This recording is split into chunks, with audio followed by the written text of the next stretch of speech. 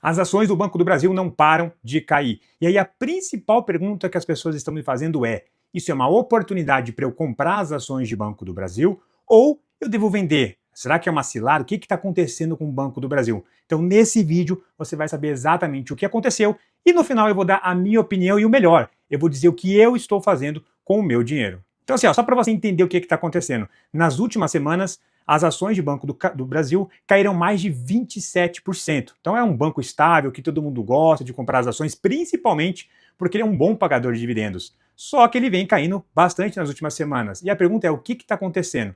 Um dos motivos é que o lucro líquido desse banco caiu. Se a gente pegar aí o primeiro trimestre em comparação com o primeiro trimestre do ano passado, você vê uma queda grande no lucro. Só para você ter uma noção, ele lucrou 7,37 bilhões no primeiro trimestre, mas o esperado para o banco, o faturamento dele, era de 9,32 bilhões. E até engraçado falar isso, né? Faturou só 7 bilhões. Então, de fato, faturou 2 bilhões a menos do que era esperado aí pelo mercado. E por conta disso, as ações começaram a cair. Então, assim, ó, só para você entender, existem basicamente 3 motivos que fizeram as ações do Banco do Brasil despencar.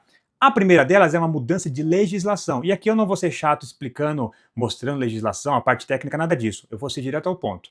O fato é o seguinte, existe uma resolução, o número 4.966, e o que antigamente, qual era a regra de antigamente? Um banco, ele só tinha que reservar um dinheiro extra caso aquela pessoa ou aquela empresa que recebeu aquele empréstimo desse algum tipo de calote na empresa, tá? Então ela tinha que reservar esse dinheiro quando sofresse o calote. Mas com essa mudança na legislação, agora o banco precisa se antecipar e reservar um valor, o que sai do caixa dele, para toda empresa, a pessoa que ele empresta esse dinheiro. Então, basicamente, imagina só que você empresta R$100 para uma pessoa e você automaticamente é obrigado a reservar R$5 para se aquela pessoa te der um calote, você tem um dinheiro reservado. Então, basicamente, esse é um dos motivos. O segundo motivo é que assim, ó, o Banco do Brasil ele empresta muito dinheiro para o agronegócio. Tá? Ele é o principal banco do agronegócio. E o que aconteceu? Isso é fato. Tá?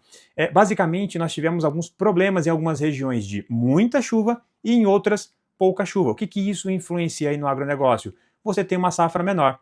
Se os agricultores, se o agronegócio tem uma safra menor, logo ele lucra menos. Se ele lucra menos, ele tem maior dificuldade aí de pagar as suas dívidas. Claro que isso não justifica, mas esse é um fato. O agronegócio ele faturou menos por conta dessas situações climáticas e automaticamente deixou aí de pagar as suas dívidas com o Banco do Brasil, o que naturalmente implicou em um faturamento menor do banco.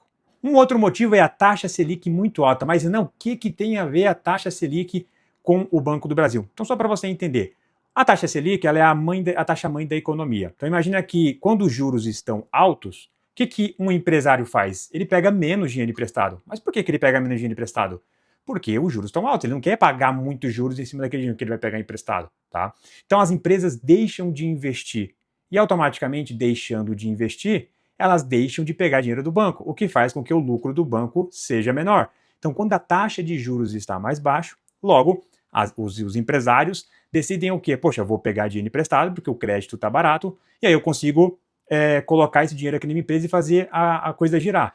Então, com taxa de juros alta, automaticamente os empresários deixam de investir, deixam de pegar emprestado e esse sim foi um dos motivos pelo qual o Banco do Brasil passou a lucrar menos do que era esperado. Voltando à questão inicial, eu falei que ia passar para você exatamente o que eu estou fazendo em relação a essa queda do Banco do Brasil. E qual que é a minha opinião? Lembrando que não tem certo e não tem errado, tá? E também que isso não é uma recomendação de investimento, eu não quero que você faça o que eu estou fazendo. Eu quero que você entenda o racional por trás da minha decisão. Primeiro, o Banco do Brasil é um banco muito sólido, né? Por mais que ele tenha aí uma intervenção estatal muito grande, ele ainda assim é um banco muito sólido e que tem um lucro muito bom. E para mim, empresa que tem lucro, é a empresa que eu quero ter aí nos meus investimentos. Se a gente pegar alguns indicadores aqui que eu separei do Banco do Brasil, você vê um banco pagando aproximadamente 11% de dividendo por ano, o que é muita coisa, tá? É muito bom. Então imagina que você comprou as ações do Banco do Brasil a um valor e as ações, vamos supor que elas caíram 5% dentro de um ano. Você fala, poxa, perdi 5%. Na verdade, você não perdeu 5%. porque você vai ganhar esses 11% de dividendo. Na verdade, você ganhou, você lucrou 5%. Então, empresas que costumam pagar bons dividendos, eles te ajudam inclusive nessas quedas, né? Porque você não está perdendo dinheiro só com a queda do valor das ações. Se a empresa pagar dividendo, logo você tem que fazer essa somatória. Então, um banco que paga um ótimo valor aqui de dividendo.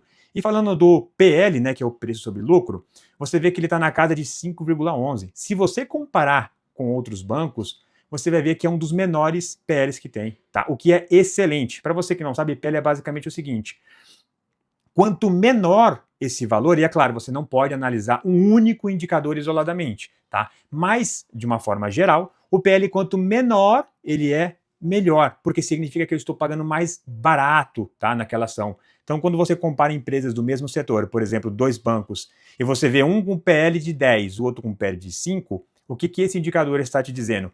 Que aquele PL de 5 acaba sendo um pouco mais interessante do que o PL de 10, tá? Então, basicamente isso. Então, por que eu estou comprando ações do Banco do Brasil? Primeiro, paga ótimos dividendos, está com um preço muito bom. Eu acredito que esse preço de R$ 22 por ação não representa a realidade do banco, tá, do faturamento do banco.